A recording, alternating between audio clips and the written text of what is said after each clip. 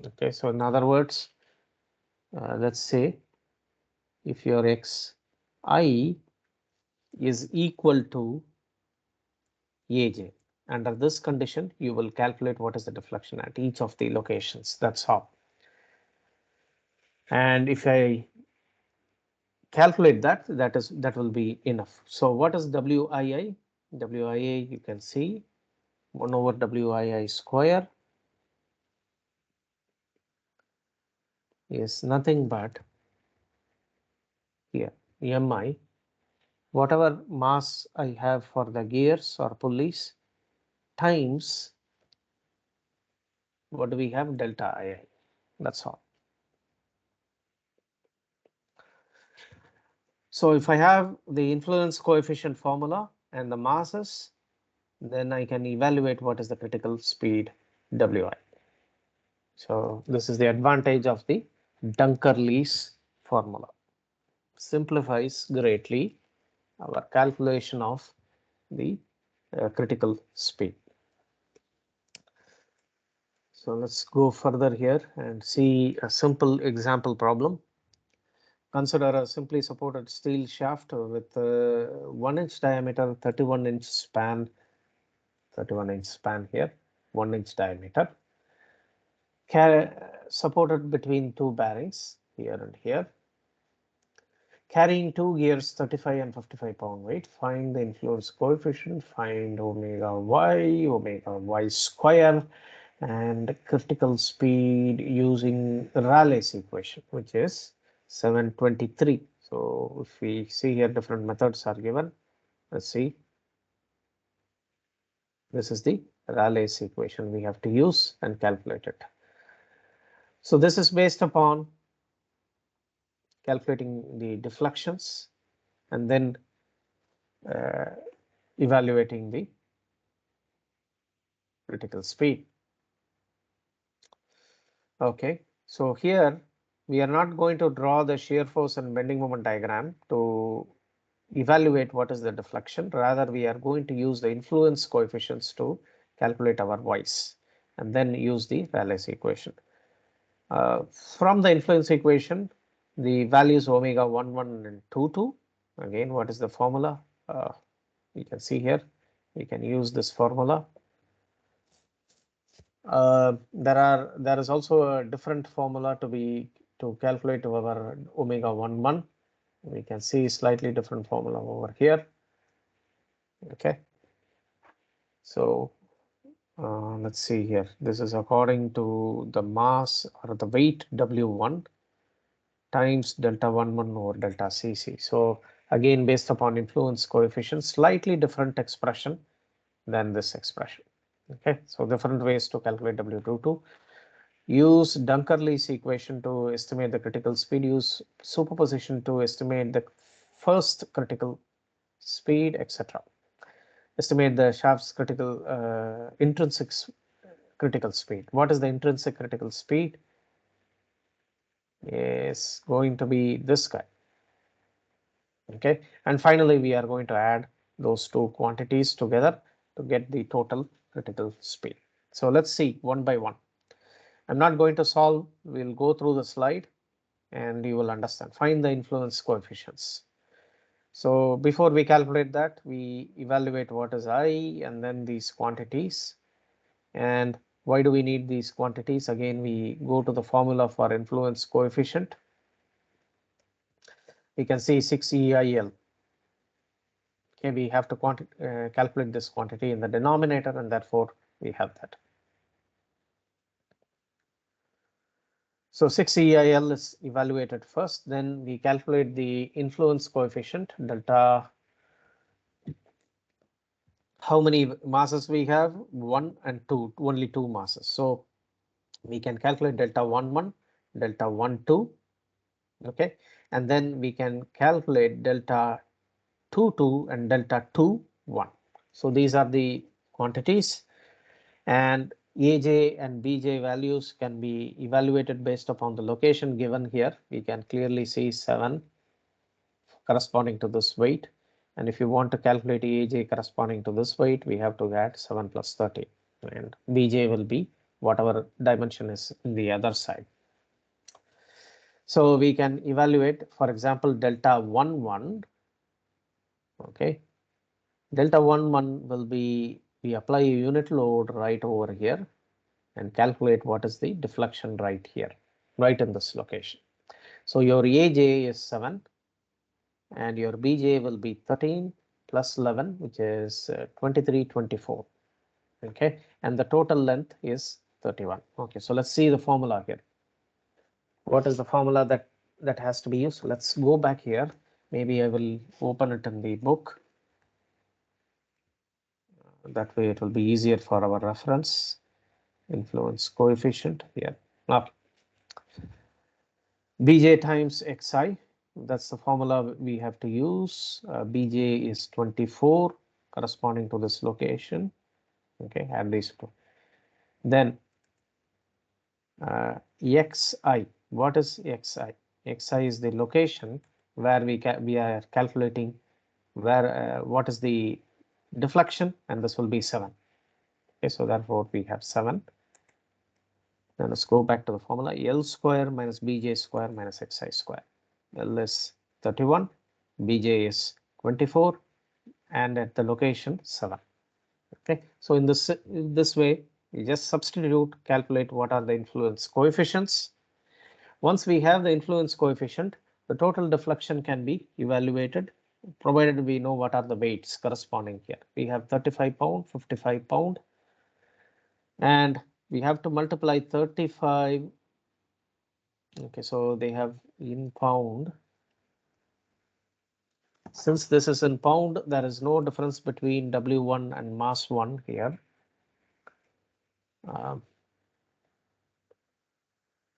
Here, I think the acceleration due to gravity will be in pound per inch square, maybe equivalent to 1 pound per inch square.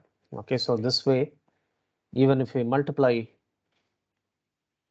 W1 with M1 times G, you will get the same value here, mass. So we use the 35 here, multiply it, and obtain what is Y1 and Y2. Okay, deflections here at Y1 and Y2. We have the deflections. Once we have the deflection, we are asked to calculate Wy and Wy square. Why do we need that? Go to the formula here. That is the formula. Okay. So on the numerator, you can see Wy summation and Wy square summation according to the Rayleigh's formula. So we calculate these and then use the Rayleigh's formula to calculate what is the critical speed. So this is the critical speed, or otherwise in RPM, it is given in 1192 revolutions per minute RPM. We have to run our shaft at half the speed maximum. If you run anywhere near the speed, it will lead to severe vibrations in the shaft. So this is very much important to determine what is the critical speed. So let's try by other methods. Use Dunker-Lee's equation. Okay, so what is Dunker-Lee's equation? We have seen already. Let's see here.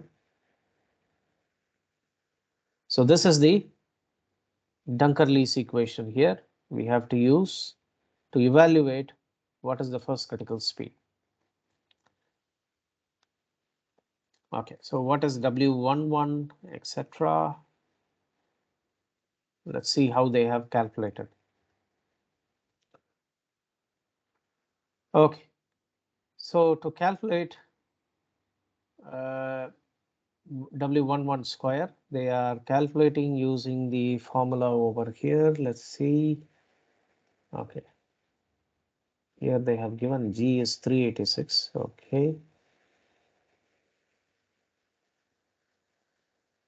they have used only the mass. So maybe this is not right, what I have told before. Okay. So W1 probably stands only for the mass here in all these locations. Yeah, M1 over here. And let's see here.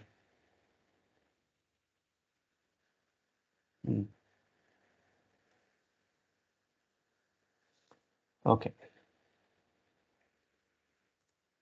We go back here and let's see here the formula for Y1s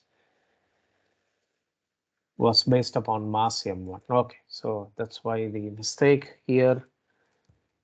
W1 and W2s should, it is wrong to use W1 and W2. Okay, in the book you are given wrong formula. Rather, these should be mass M1 and mass M2 right here. Okay, so don't use the weights. According to the formula we have seen mass M1 and M2 because right, let's see here, force F1. Okay,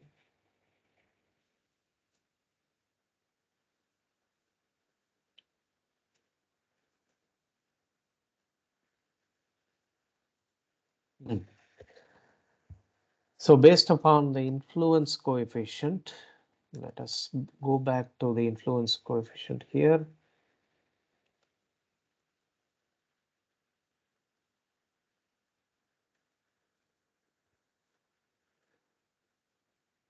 Looks like we have to use only the masses and not the weights. So we just use the masses over here and calculate what is the corresponding deflections. Okay. So right at this point should be m omega square r.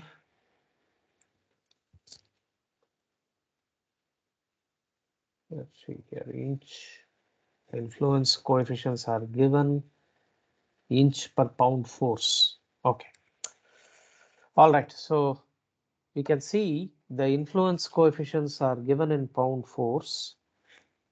Okay. If this was let's see the units over here.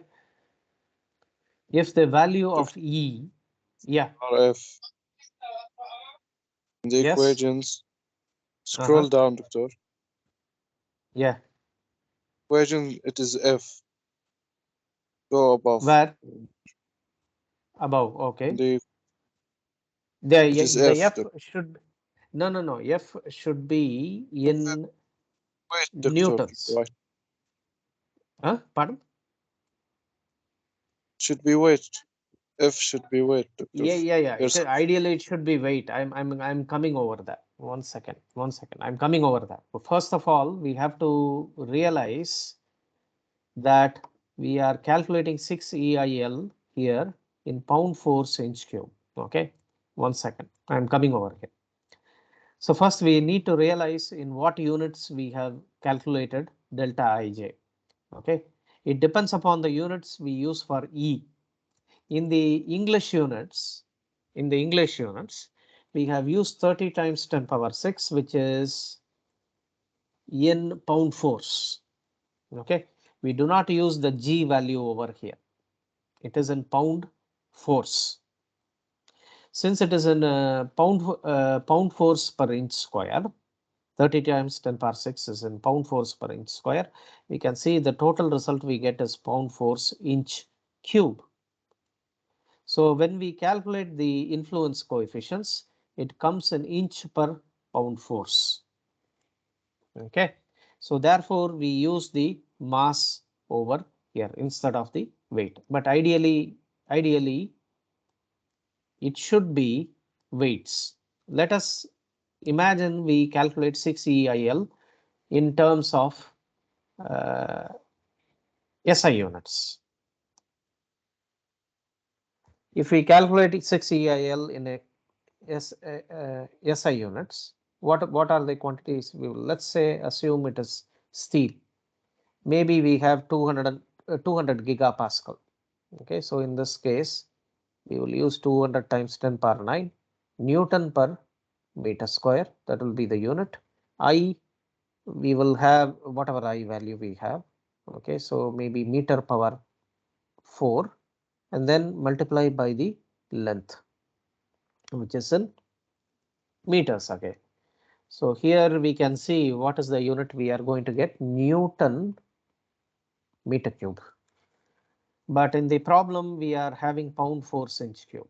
So therefore, here instead of weight, actually we have to substitute only the mass value over here, because the deltas are calculated inch per pound force. If we calculated in terms of SI units, the same unit over here will be meters. Let me write here. It will be in meter per Newton. The influence coefficient will be in terms of meter per Newton. If you have the values in Newton here, then definitely you will have to multiply by the weights. It is a force. So we will have to use the weights in Newtons. Okay, so now it's clear how we have calculated. Okay, so let's go back to, we know how to calculate the omega value, okay, based upon Raleigh's formula. Now we want to evaluate according to the Dunkerley's formula. So let's go back to Dunkerley's formula over here. Where is the Dunkerley's formula? This is the equation to be used. So we need to find omega 1, 1, 2, 2, and 3, 3. So we are finding out each of these quantities. And let's see the formula for omega 1, 1. There are two different formulas here. According to this formula, we can find it. Omega 1, 1 or omega 1, 1 is originally defined. Where is the formula here? We are given the formula omega 2, 2 here. And similarly, omega 1, 1. Omega 1, 1 will be 1 over omega 1, 1 square is going to be equal to m1 times delta 1, 1. So we have m1 here. M1 is nothing but W1 over G. We have to get the mass here, okay, times delta 1, 1. So similarly, we can calculate omega 2, 2 as well. So each of these quantities we can calculate. Let's see.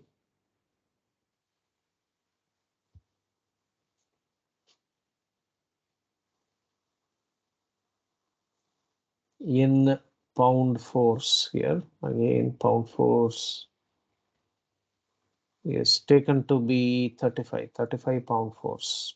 Okay.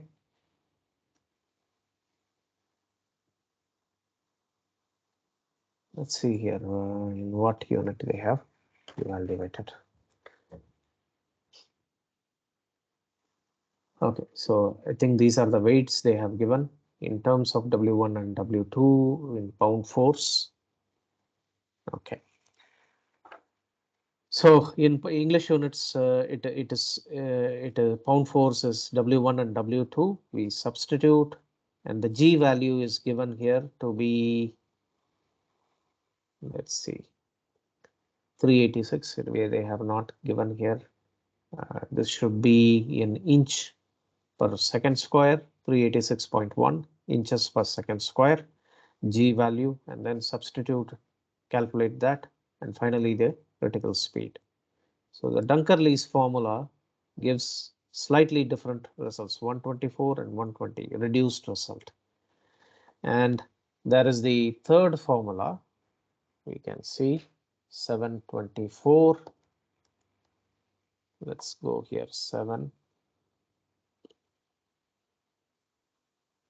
Okay, so this is the, that is it.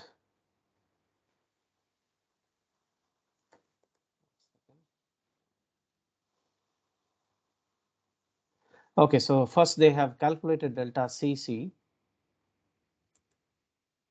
Now, what is the third question? Let's go back to the third question. So we will be using this particular formula here. Okay, let's go back to the third question. We have estimate the shaft's intrinsic critical speed. So to calculate the intrinsic critical speed here, what is the formula to be used? Go back to the formula given over here. We have to use this formula to evaluate what is the critical speed. Let's see.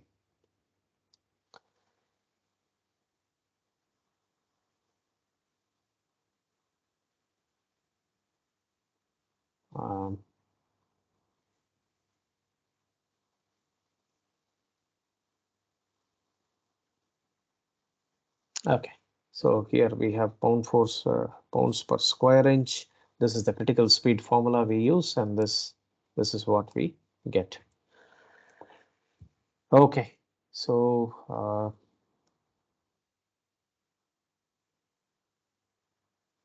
we have the critical speed. This is F.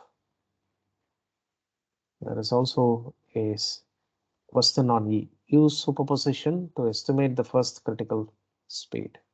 So this is a slightly different method. We missed completely one part. Use the superposition principle to obtain the critical speed. So we are using a slightly different formula here. First, we need to evaluate what is delta CC. So what is this C?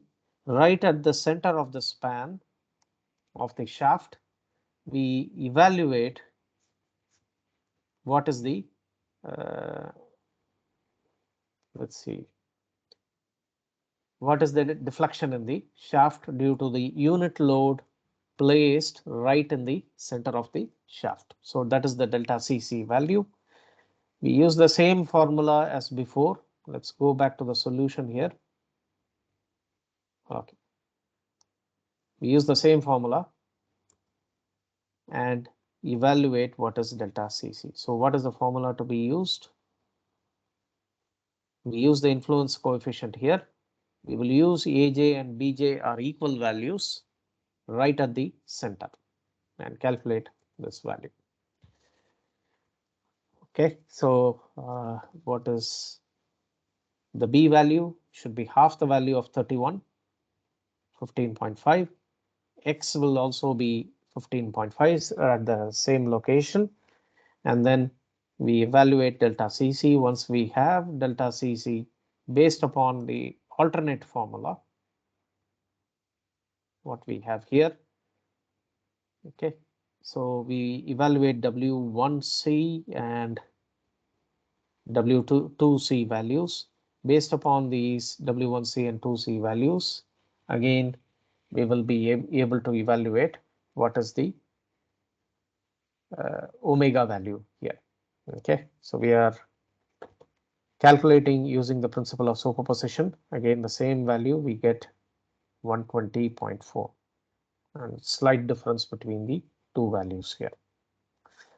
Okay, so finally, to get the total critical speed, we will have to add the quantities together by using the formula critical speed of the intrinsic critical speed plus the 1 over the intrinsic critical speed plus 1 over the critical speed which we have evaluated before, add them together, and then we will get the final critical speed. Okay, so slightly long procedure to calculate what is the critical speed of the shaft. What is the formula we have used? This is the formula we have used, including the intrinsic critical speed of the shaft. This is the formula to be used to calculate what is the lowest critical speed of the shaft. Okay.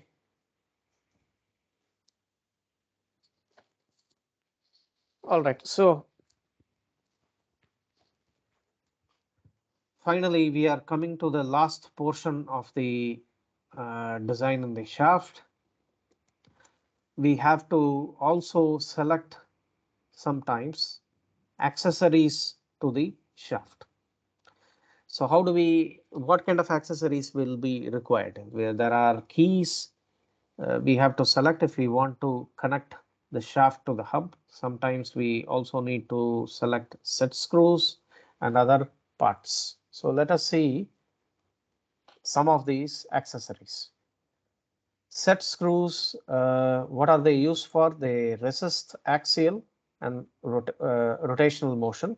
These set screws, they are inserted vertically perpendicular to the axis of the shaft. So there is a hole present in the shaft, and then you can insert these set screws and then connect maybe a hub to the shaft. So let's see if we have any diagrams. Not here. So I'm going to show you a simple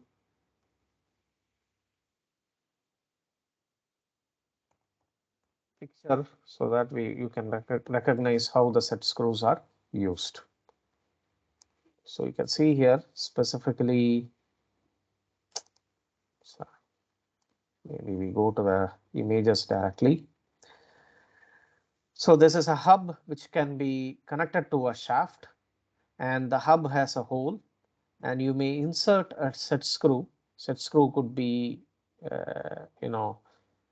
could be hollow as well, or solid, and then we can insert it through the hub and connect it with the shaft. Observe that the set screw does not fully go through to inside the diameter of the shaft here. It will go partially inside and connect the hub to the shaft. Okay, so let's see if we have any picture with the assembly.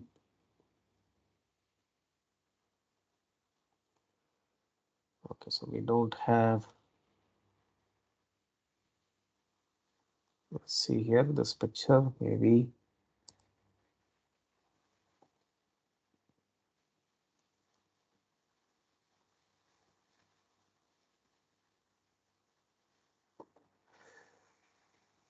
Okay.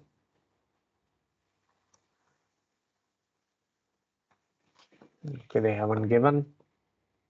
Okay, so usually, so in this picture it is clear the screw is in the set screw collar impinges into the shaft when it is torqued. So basically you have some kind of marks created by the set screw. Once you tighten it, it will create some marks on the shaft.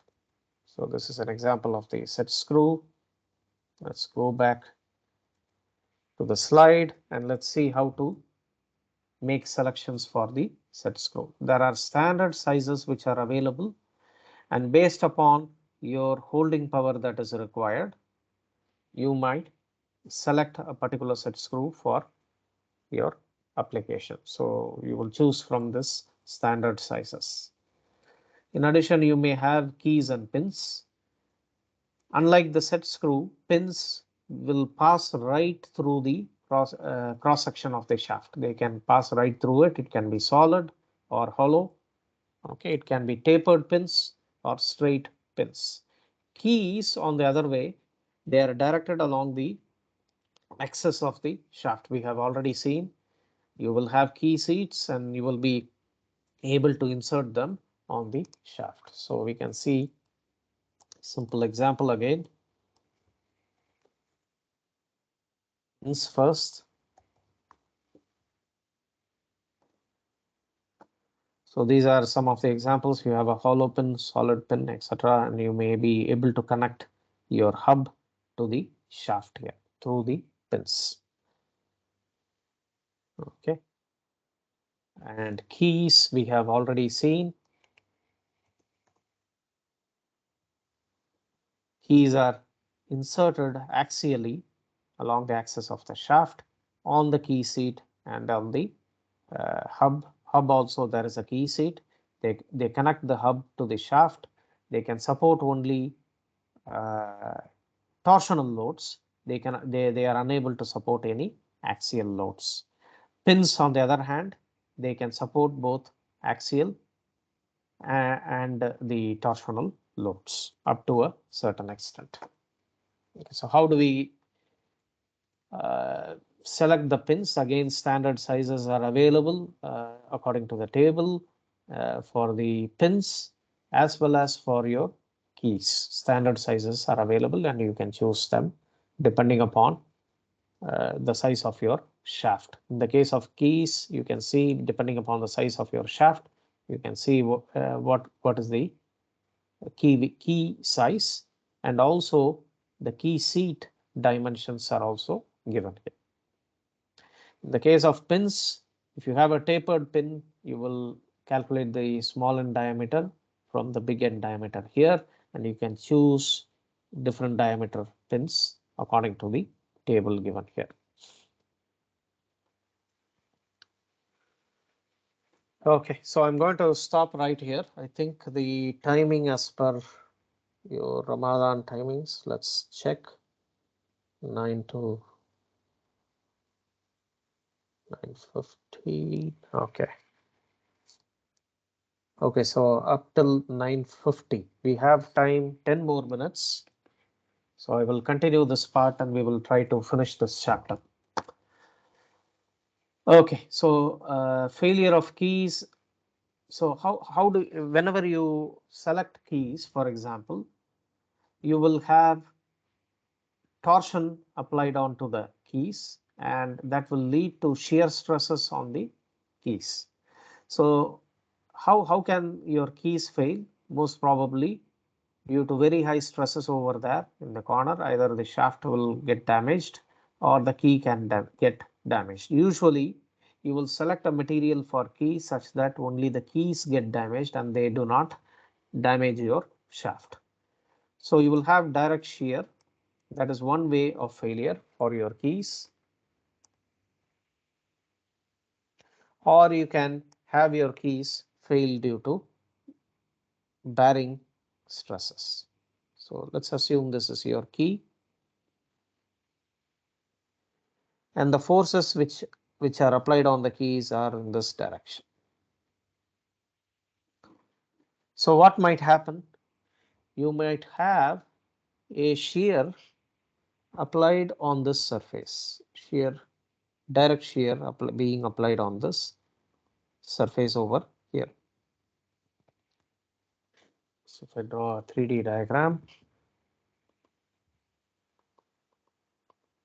okay, so this is how it will look like, and right on the shaded red surface, you might have shear stress. Exceeding shear stresses can cause shear failure in your key. There is also a bearing failure on the vertical plane. So if I draw with a green shaded region, on this vertical plane, you may have a bearing failure that might occur. So if you do failure analysis for keys, these are the two modes in which keys can fail. Key length is designed to provide a particular desired factor of safety. We cannot increase the depth of the key because these are based upon standards. We can choose only particular depth. Also, if you choose too deep if you increase the depth of the key too much, it might destroy the strength of the shaft here. So there are standard sizes provided for the key. You do not go beyond certain depth. So how do we increase the factor of safety for the key? By somehow we have to increase this area, cross-sectional area over here, or the red area over here. If you increase these areas, maybe the shear failure or the bearing failure can be avoided. And how we can do that? We cannot increase the depth. So the only way we can increase by increasing the length of the shaft. Factor of safety should not be too much excessive such that it may lead to failure of the shaft itself. The weakest link should be your key. If anything gets damaged, it is your keys that should get damaged and not your shaft. Okay. The key length is also limited by the hub length. The key connects to the hub. So you cannot have too much length. So depending upon the hub length, it will be limited to the for the keys. So you cannot have too much length. Key length should not exceed 1.5 times the shaft diameter. So these are some conditions to avoid problems from twisting. So sometimes if the key comes out of the key seat, it might lead to twisting failure, okay, and it will damage the shaft too much. Also, if the length is too much, you may have forces in, let's see here, go back to the, you may have higher forces in one end, maybe lower forces in one end, and in that case, it is going to cause some kind of a twist, especially if it twists and comes out of the seat. Multiple keys may be used to carry greater torque, typically oriented 90 degrees from each other. The stock key materials typically low carbon cold rolled steel with the dimensions slightly under the nominal dimensions to easily fit into the key seat. Okay. A set screw is sometimes used with a key for axial positioning and to minimize any rotational backlash. Okay, so additionally we may use a set screw as well. There are different other kinds of keys. Instead of having a constant area of cross section, here you have a tapered end key which can be driven into in between the hub and the shaft. Okay, so this is called a jib head key. If you want a higher depth to be used in the case of higher torque values, then you may use what is called as a Woodruff key, which will have higher depth inside the shafts. Again, for Woodruff key, you are given standard sizes over here. You can see the key size, the shaft size based upon the key seat depth, okay, for your shaft and for your hubs.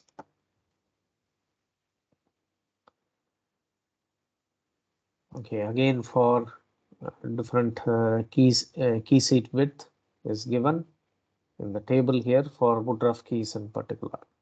Okay. So whenever you introduce keys are most prominently used to transmit torque between the shaft and the hub. So whenever you use keys, you will have very high stress concentration effects. And the typical stress concentration effects for key seats, they are given here. Okay. KT value for bending load, for torsional load, okay, without key in place. And we can see with key in the place, you will have different KT values to be used. Okay, so also we have to ensure that the key seats are not too closely placed to your shoulder fillets. Otherwise, both of them can interact together and they can lead to very high stress concentration effects. Okay, so I'm not going to go through these problems. You can go through these problems and select your keys. Additionally, what other components we have? We have retaining rings. Where do we use retaining rings? In the grooves, retaining grooves in the shaft, where we use them to position your bearings and hubs, etc. Okay, so these again lead to very high stress concentration effects. Retaining ring must seat well in the bottom of the groove to support axial loads against the sides of the groove. This requires sharp radius at the bottom of the groove. Stress concentration for flat bottomed grooves, they are given in the table. We have seen that it leads to stress concentration effects as high KT value reaching as high as 5.0. Typical stress concentration factors are around 5 for bending and 3 for torsion. Okay. So this is the final part of the chapter. We will be dealing with limits and fits, especially if you are fitting your shaft in a bearing. The bearing size, inner race bearing diameter usually will be smaller than the outer diameter of the shaft, and we will have to use some hydraulic press to fit both these together, okay, especially with respect to your bearings. So when you do that, you will have to provide very close tolerances between the shaft and the bearings, and we will have to study on that separately. There are standards associated with it. Typical standards are provided for tolerances, limits, and fits. So we will do this next class, probably on Sunday. Okay, Sunday 8:10 a.m. Any doubts up till this point?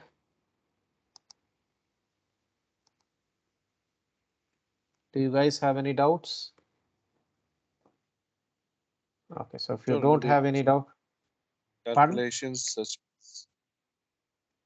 the During the exam exam, will what? be cases such as rings and keys.